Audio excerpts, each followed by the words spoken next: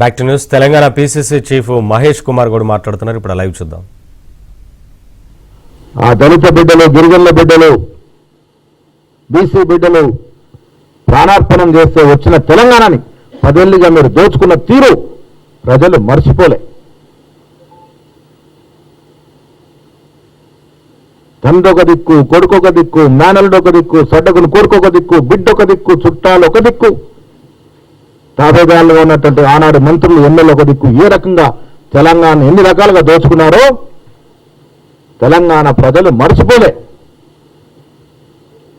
ఇంత తెలంగాణ దోపిడీ గురి చేసి 7.5 లక్షల అప్పు చేసి పలాయనం చిత్తగించేలా ఫామ్ హౌస్కి పరిమితమైతే మళ్ళేదో దీక్షల పేరిట కోట్ల రూపాయలు ఖర్చు పెట్టి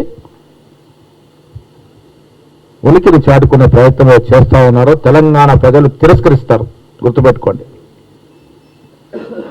2003 అసెంబ్లీ ఎన్నికలు ఏ రకంగా తిరస్కరించినారో, పార్లమెంట్ ఎన్నికలు ఏ రకంగా 0 సీట్లు ఇచ్చినారో, మొన్న జూబ్లీ హిల్స్ ఎలక్షన్లో ఏ రకంగా బుద్ధి చెప్పినారో అదే గతి కంటిన్యూ అవుతుంది.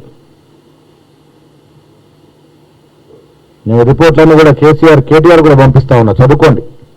మీరు ఈ దీక్షలు చేసిన తీరుతెన్నులు, డాక్టర్స్ ఇచ్చిన రిపోర్ట్లు ఇవన్నీ కూడా మీకు కూడా పంపిస్తాం, చదువుకోండి. ఇంకా ఈ దీక్షా దివసులు, ప్రజల్ని మభ్యపెట్టే కార్యక్రమాలు మానుకోండి.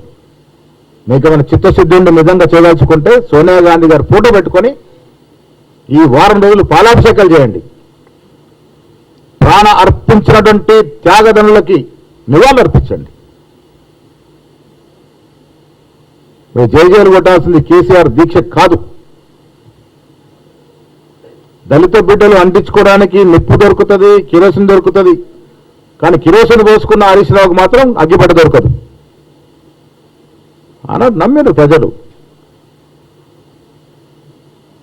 ఎవరు బలిదానం ఇస్తే ఎవరు అనుభవించారు, ఎవరు తెలంగాణ ఇస్తే ఎవరు అధికారంలోకి వచ్చారు. సోనియా గాంధీ గారు లేకుంటే తెలంగాణ ఆవిర్భావం అయ్యేదే కాదనే మాట కేసీఆర్ గారు సాక్షాత్ చెప్పారు. ఆ తర్వాత అదే సోనియా గాంధీ గారిని ఇష్టం వచ్చినట్టు మాట్లాడినారు.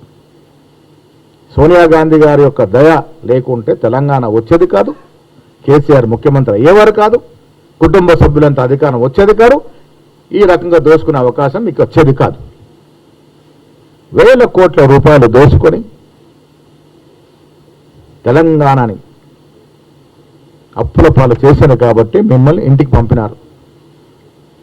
2023లో ప్రజాదరణ కలిగినటువంటి నాయకుడు రేవంత్ రెడ్డి గారి సారథ్యంలో జరిగిన ఎన్నికల్లో బట్టి విక్రమార్క గారు, ఉత్తమ్ కుమార్ లాంటి వారు, దామోదర నరసింహ లాంటి వారు, జానారెడ్డి వంటి వారు, హనుమంతరావు లాంటి వారు, చాలామంది సీనియర్లు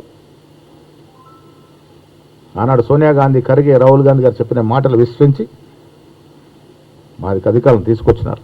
2 ఏళ్లుగా ప్రజాపాలన సాగుతూ ఉంది. నేను తెలంగాణ ప్రజలకు మీ ద్వారా విజ్ఞప్తి చేస్తూ ఉన్నాను. పులి నోట్లో తలకాయ పెట్టింది, ఆ పులి నోట్లో తలకాయ పెడితే తెలంగాణ వచ్చింది, ఇలాంటి బూటకపు మాటలు నమ్మే స్థితిలో తెలంగాణ ప్రజలు లేరు. తెలంగాణ ప్రజలకు స్పష్టంగా తెలుసు. ఉద్యమం చేసింది విద్యార్థులు, యువకులు, నిరుద్యోగులు. వాళ్ళకి ఏం చేశారు మీరు 10 ఏళ్లుగా? అంతమంది నిరుద్యోగులు ప్రాణాలు అర్పించి తెలంగాణ తెచ్చే ఏ నిరుద్యోగికి మీరు ఉద్యోగాలు ఇచ్చారు? మీ ఇంటి నుండి ఉద్యోగాలు పెట్టుకున్నారు. చనిపోయిన కుటుంబాలకు ఏమి ఇచ్చారు మీరు?